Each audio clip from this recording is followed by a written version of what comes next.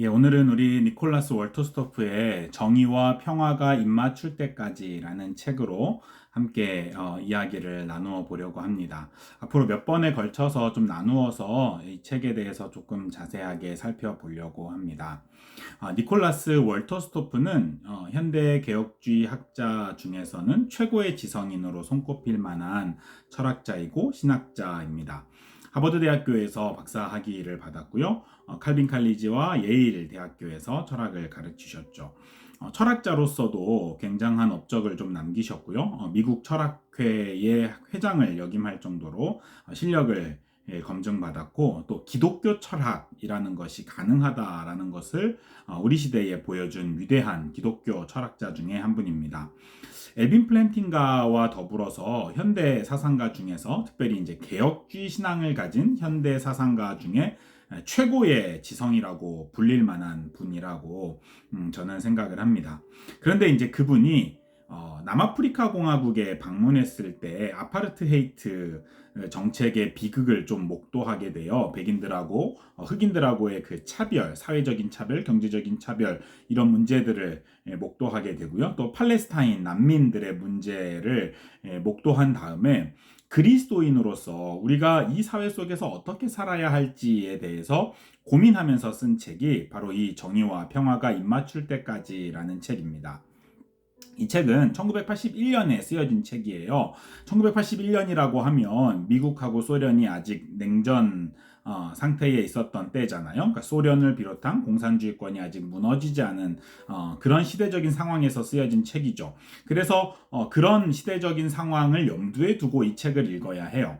그런데 월터 스토프는 40년이 지난 오늘 2020년대에 살아가고 있는 오늘 우리들에게까지도 울림을 줄 수 있는 그런 담론들을 이 책에서 제시를 합니다. 우리 그리스도인들이 과연 이 불의한 시대 속에서 어떻게 살아가야 하는지 고민하게 만드는 거죠.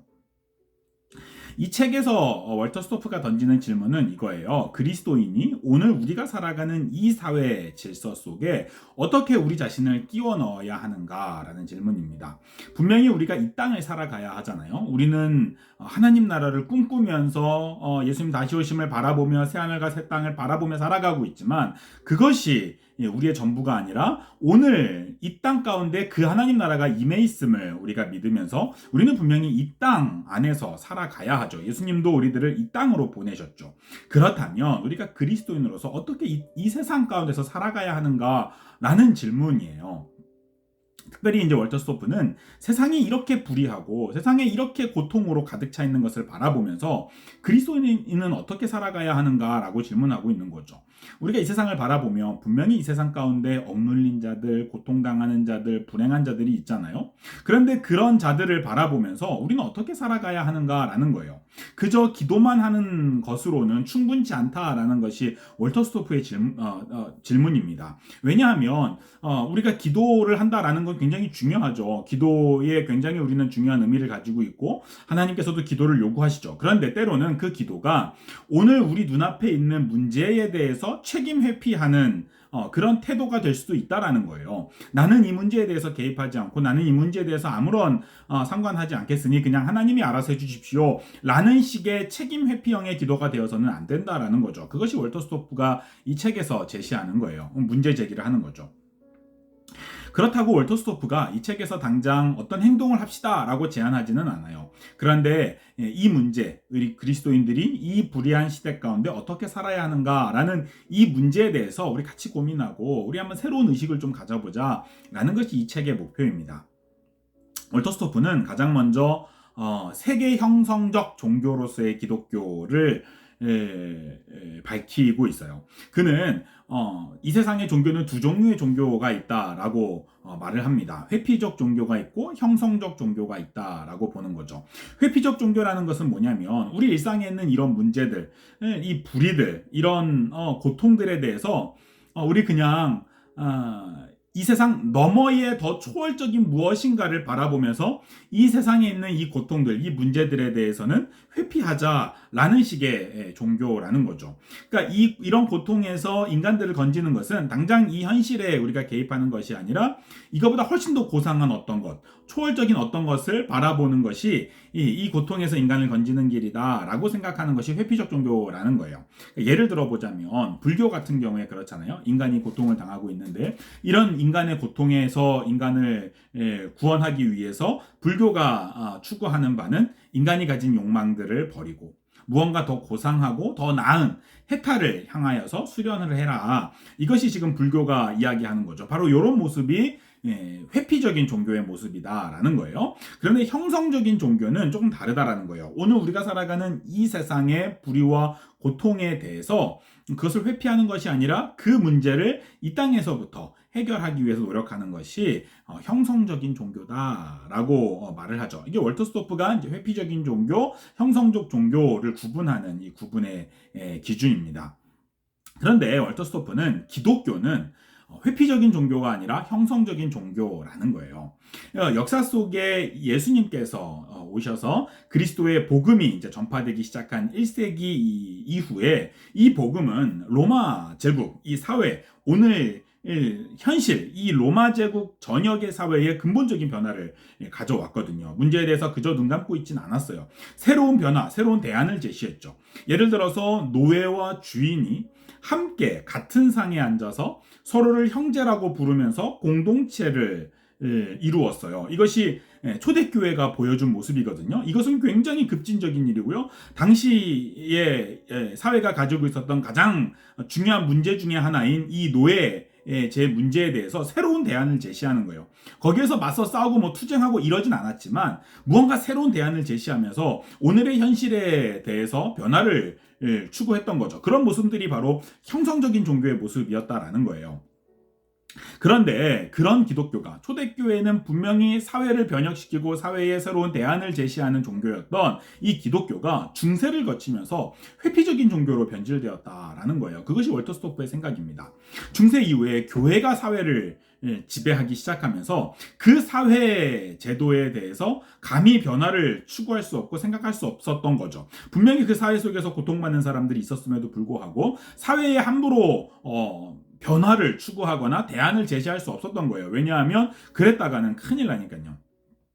그래서 이 사회가 가지고 있는 불이나 고통에 대해서 그냥 말없이 받아들이고 고난을 견뎌야 한다. 뭐 이런 식으로 가르쳤다라는 거죠. 그러면서 이 세상에 대한 관심은 끄고 오로지 내세의 영원한 세상만을 바라보는 어떤 내세지향적인 신앙으로 갇히게 되었다. 이게 중세를 거치면서 기독교가 변질된 모습이다. 라는 것이 이제 월터스토프의 지적이에요. 그런데 16세기 이후에 종교개혁이 일어나면서 교회가 다시 새롭게 개혁이 됐다라는 거예요. 특별히 칼빈을 따르는 칼빈주의자들이 이 기독교를 다시 세계 형성적인 기독교로 개혁해냈다라는 거죠. 칼빈주의자들은 이 세상의 사회 구조가 죄악으로 말미암아서 타락했기 때문에 반드시 개혁해야 된다라고 생각했어요. 특별히 칼빈주의를 따랐던 영국의 청교도들은 자신이 속해 있는 세계에 대한 책임감을 가지고 죄악으로 타락한 사회 구조를 변혁시켜야 한다라고 생각했죠.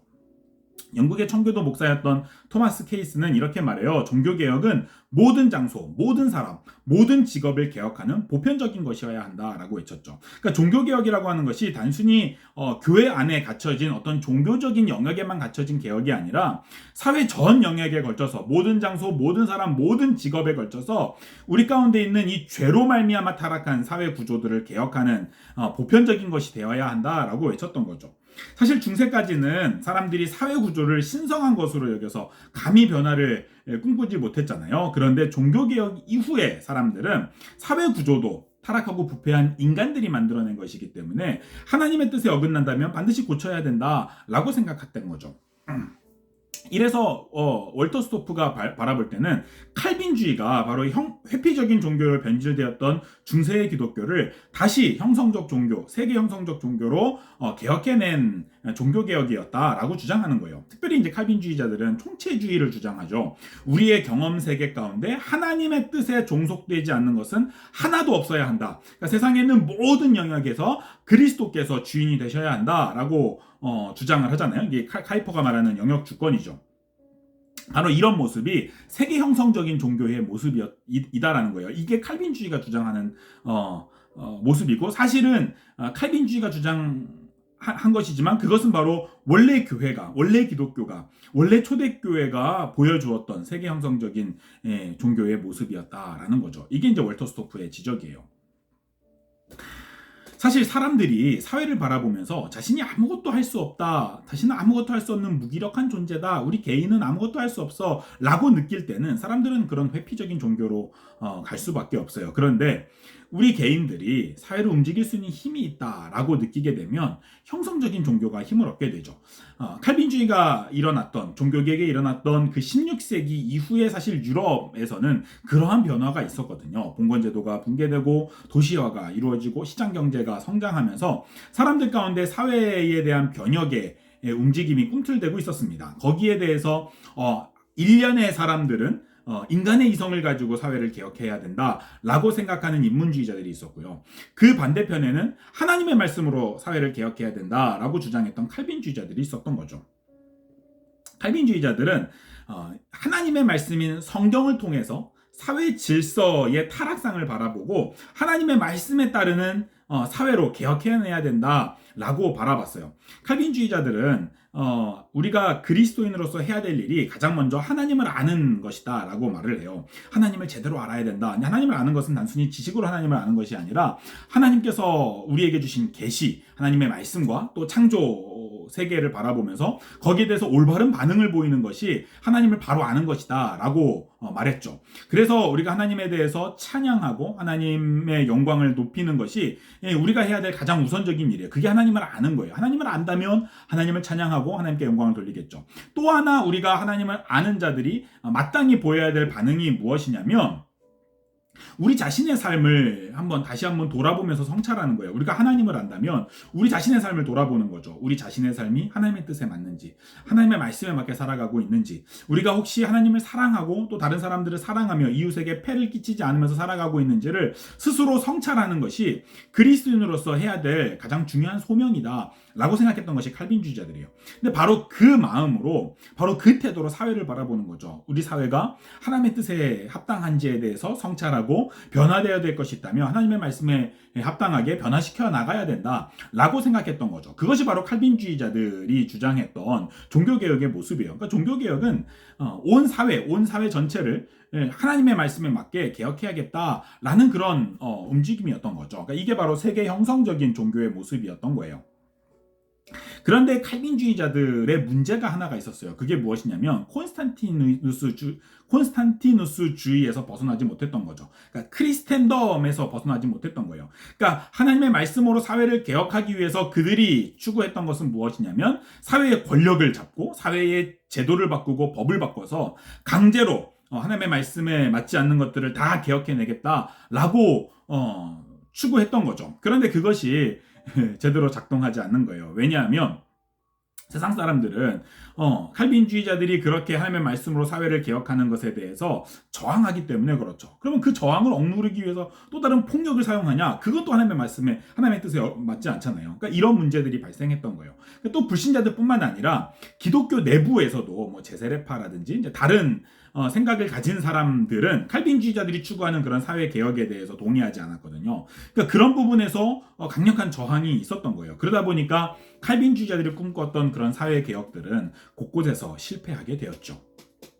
그럼에도 불구하고 칼빈주의자들이 말하였던 것, 바로 오늘 우리 사회를 하나님의 말씀에 비추어서 성찰해보고 오늘 우리 사회 속에서 개혁해야 될 것이 있다면 개혁해야 된다라고 말했던 그런 세계 형성적인 종교로서의 이 칼빈주의자들의 모습들은 오늘 우리에게도 굉장히 큰 울림을 주고 그것을 어떻게 적용하고 어떻게 오늘 우리 사회 속에서 실천해 나갈 것인가는 또 다른 문제이겠지만요. 칼빈주의자들, 초기 개혁주의자들의 칼빈주의자들의 실패를 바라보면서 오늘 우리가 이것을 어떻게 해야 될지는 오늘 우리들의 숙제가 될 것이라고 생각을 합니다.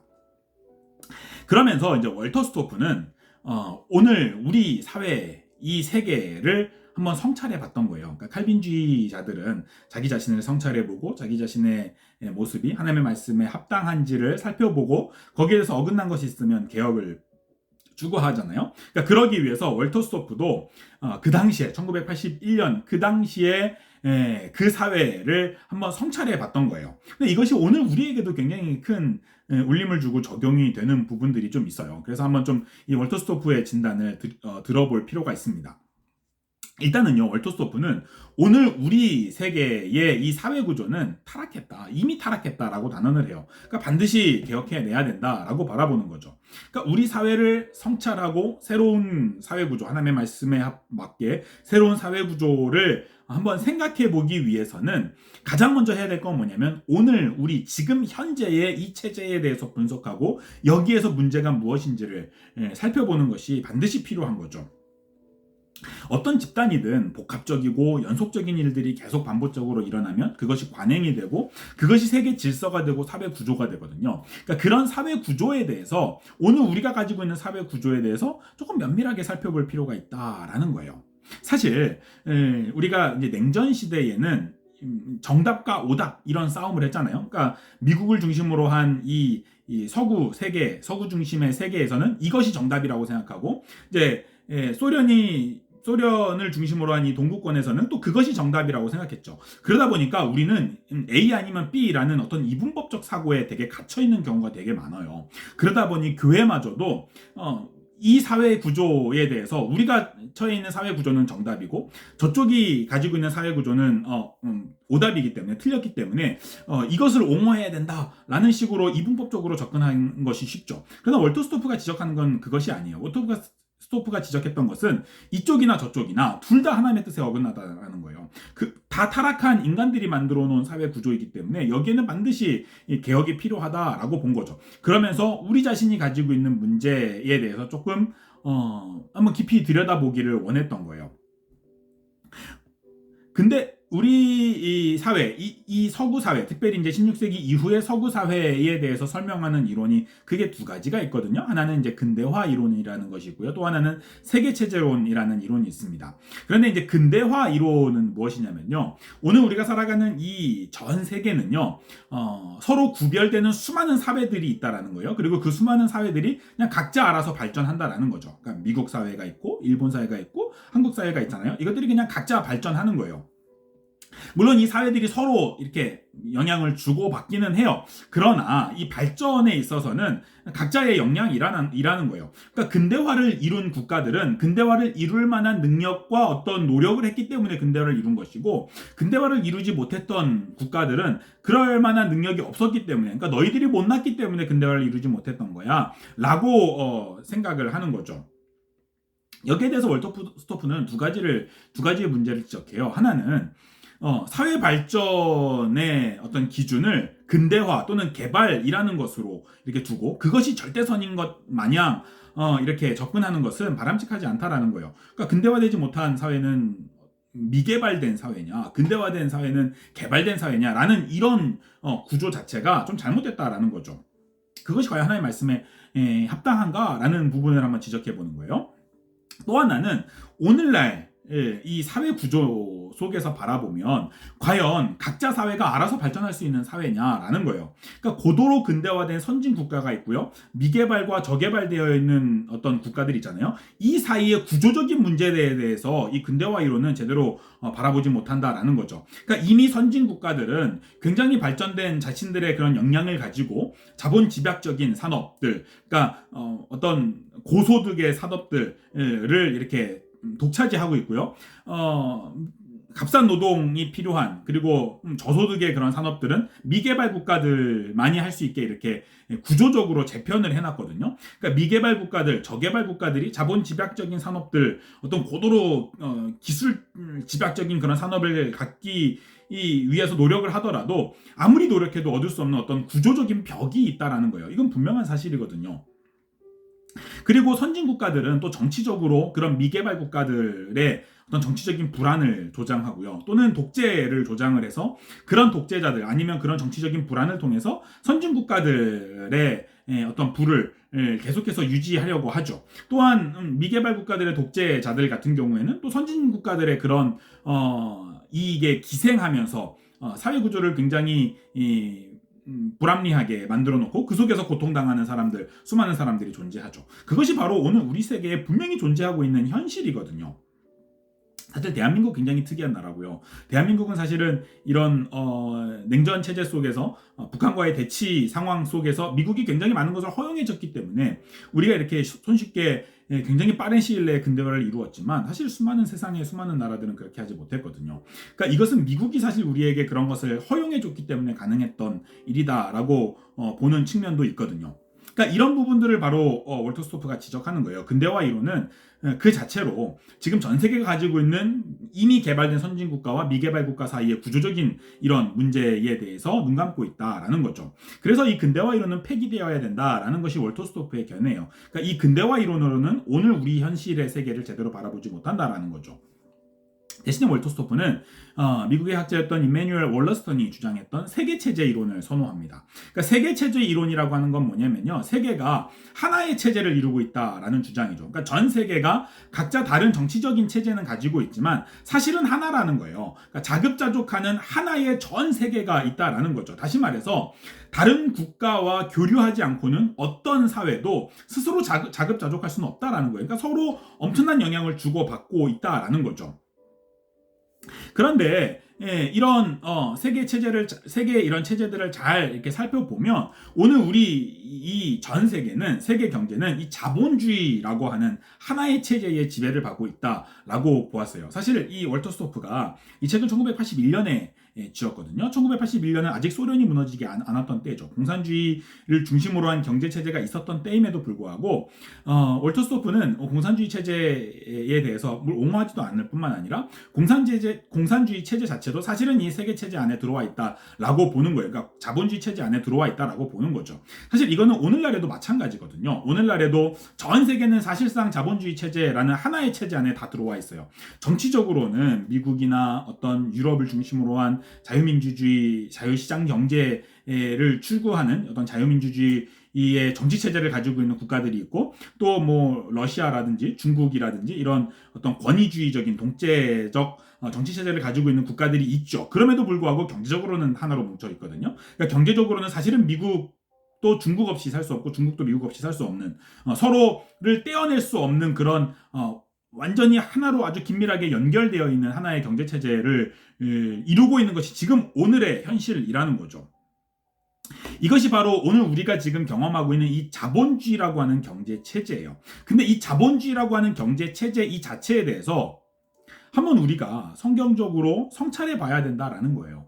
이것이 과연 성경적으로 옳은 것인가? 과연 하나님의 뜻에 합당한 사회 체제인가를 우리가 한번 들여다보고 성찰해보고 성경이 가르치는 더 나은 사회를 향하여서 개혁해야 될 것이 있는지 한번 살펴봐야 할 것이 오늘 우리 그리스도인들이 해야 될 책무라고 하는 거죠. 특별히 칼빈주의가 가르치는 게 바로 그거잖아요. 자기 자신을 성찰하면서 이것이 하나님 뜻에 합당한지를 성찰하고 개혁해내는 것. 그러니까 개혁된 교회는 계속해서 개혁해야 하는 것처럼 바로 오늘 우리 사회를 바라보면서도 여기에서 우리가 개혁해야 될 것이 있지 않은가를 한번 살펴봐야 된다라는 거죠. 그러면서 교회가 거기에 대한 새로운 대안을 제시할 수 있어야 된다라고 하는 것이 이 월터 스토프의 제안입니다. 그런데 이제 오늘날 현대 사회를 이렇게 이루고 있는 이 자본주의 체제를 잘 생각해 보면 이 자본주의 체제는 중심부와 주변부 그리고 그 사이에 있는 세미 주변부로 이렇게 나뉘어 있다라고 보거든요. 그러니까 이게 월러스턴의 지적이기도 하고 월터 스토프도 이제 그 얘기를 하는 거죠. 이 중심부는 가장 많은 자본을 가지고 있어요. 그리고 그 자본을 가지고 전 세계를 지배하고 있죠. 그러니까 가장 큰 권력을 가지고 있고 가장 큰 경제적인 목소리를 가지고 있어요. 그러니까 오늘날 사실 이 중심부라고 하면 오늘날 선진국이라고 불릴 수 있는 서구 사회와 일본, 한국 정도 될 수 있겠죠. 그런데 미개발 국가들, 저개발 국가들은 이 주변부에 있어요. 그런데 오늘날 자본주의 사회를 잘 살펴보면 이 중심부에 있는 국가들이 자본과 기술을 가지고 주변부에 있는 사회의 노동을 이용해서 이익을 창출하는 구조이죠. 그렇게 이익을 창출한 다음에 이 이익은 대부분 중심부가 가져요. 주변부로 돌아가는 이익은 그렇게 많지 않습니다. 예를 들어서 미국의 애플이라는 회사가 있잖아요. 그 애플이라는 회사가 기술을 가지고 있어요. 자본을 가지고 있어요. 그리고 그것을 가지고 중국에다가 공장을 세웁니다. 그리고 공장에서 아이폰을 생산하고 애플의 물건들을 생산하죠. 그것을 전 세계에 팔아요. 그리고 수많은 이익들을 창출합니다. 그 수많은 이익들은 자본과 기술을 가지고 있는 이 중심부에 있는 애플의 본사가 가지죠. 이 공장을 가지고 있는 중국에 돌아가는 이익은 물론 거기에도 이익이 돌아가지만 그렇게 많지 않아요. 대부분의 이익은 이 중심부로 이렇게 돌아오는 거죠. 그러니까 이런 식으로 중심부의 국가들은 주변부의 이익을 계속해서 이렇게 불균형하게 가져간다라는 거예요. 특별히 또 어떤 경우에는 또 주변부를 이용하고 착취하기도 하거든요. 그러니까 예를 들어서 이런 거예요. 남미의 국가들에는 저렴한 노동력이 있잖아요. 그러니까 저렴한 노동력을 가지고 값싼 커피를 생산합니다. 그 값싼 커피를 생산을 해서 중심부에 갖다가 팔아요. 그리고 그 중심부에서 팔아서 얻은 수익은 그 중심부에 있는 기업들이 가지고 있죠. 남아공에서 흑인들이 금과 다이아몬드를 채굴을 합니다. 그런데 그 채굴을 해서 벌어들인 이익은 대부분 이 보석 기업이 갔죠. 서구의 기업, 중심부의 기업이 갔죠. 월터 스토프는 바로 이 점을 지적하는 거예요. 오늘날 세계 경제 체제를 이루고 있는 이 자본주의 체제가 중심부와 주변부의 심각한 구조적인 불균형과 모순을 가지고 있다라는 거죠. 그리고 그 속에서 악이 발생하고 있다라는 거예요. 우리가 이 불평등, 이 문제에 대해서 눈 감고 있어야 되느냐라는 것이 이제 월터 스토프의 지적이죠. 물론 이 자본주의 사회가 된 이후에, 근대화 이후에 인간들은 이전에 비해서 훨씬 더 많은 자유를 누리게 되었어요. 전 세계적으로 이 자유가 확산이 되었죠. 또 인류는 굉장히 이전에 비해서 풍요를 누리는 것처럼 보이기도 합니다. 그러나 인류는 이전에 비해서 훨씬 더 큰 불평등을 얻게 되었어요. 오늘 우리 시대처럼 불평등한 시대는 역사상 없었거든요. 그러면서 이 자유와 평등을 모두 만족시킬 수 있는 체제를 고안하지 못하는 것이 오늘 인간 사회의 문제다라고 월터 스토프가 바라보는 거예요. 그래서 우리 사회에 샬롬이 없다라는 거죠. 월터 스토프는 하나님께서 우리에게 주신 그 샬롬을 우리가 누려야 된다라고 보거든요. 그런데 이 사회적인 구조적인 악이 많은 사람들에게 그 샬롬을 빼앗아 간다라는 거죠. 그러면서 1981년 이 냉전 당시에 월터 스토프는 이렇게 한탄을 해요. 서구 사회는, 미국을 중심으로 한 서구 사회는 불평등이라는 값을 치르고 자유를 선택함으로써 경제적으로 가난한 많은 사람들, 전 세계에 있는 경제적으로 가난하고 무력한 많은 사람들을 그 가난의 굴레 속에 방치하였죠. 서구 사회 안에 있는 사람들은 그것을 느끼지 못하지만 자신들이 누리고 있는 부와 편안함의 배후에는 수많은 미개발 국가들의 고통이 있다라는 것을 잊어서는 안 된다라는 거예요. 그것이 월터 스토프의 지적이죠. 또한 동시에 동구사회, 소련을 중심으로 한 동구사회는 자유라는 값을 치르면서 평등을 추구했죠. 공산주의 사회가 모든 노동자들에게 평등한 어떤 자원의 분배를 약속을 했지만 사실은 정치적으로 무력한 자들을 독재 정치의 불평등한 횡포 속으로 오히려 몰아넣은 결과가 있었다라는 거예요. 그러니까 소련 같은 국가들, 공산주의 국가 속에서 수많은 사람들이 그 독재 정권 아래에서 고통을 당하였잖아요. 평등을 준다라고 하지만 평등도 얻지 못하였고 거기에서 풍요도 얻지 못하였죠.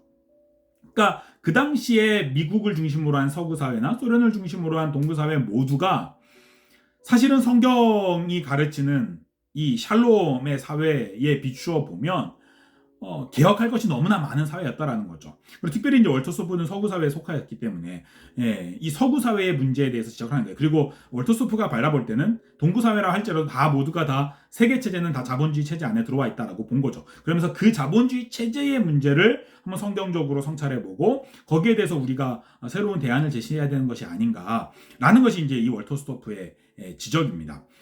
이 월터 스토프는 이 냉전 시대에 사실 미국 중심의 체제나 소련 중심의 체제의 한계를 모두 뛰어넘을 수 있는 새로운 사회 구조를 한번 꿈꾸어보자 라고 말했던 사람이에요. 그러면서 성경을 통해서 한번 우리가 세상을 개혁하고 이 세상 가운데는 수많은 사람들의 고통과 눈물에 대해서 그리스도인들이 눈 감고 있어서는 안 되는 것이 아닌가 라고 얘기했던 거죠. 이 부분에 대해서 우리가 한번 좀 관심을 갖고 이 목소리를 한번 좀 들어봐야 할 것이라고 생각을 합니다.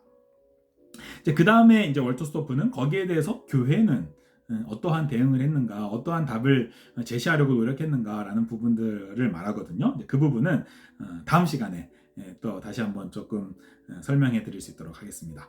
여러분에게 조금 도움이 될 수 있으면 좋을 것 같습니다. 고맙습니다.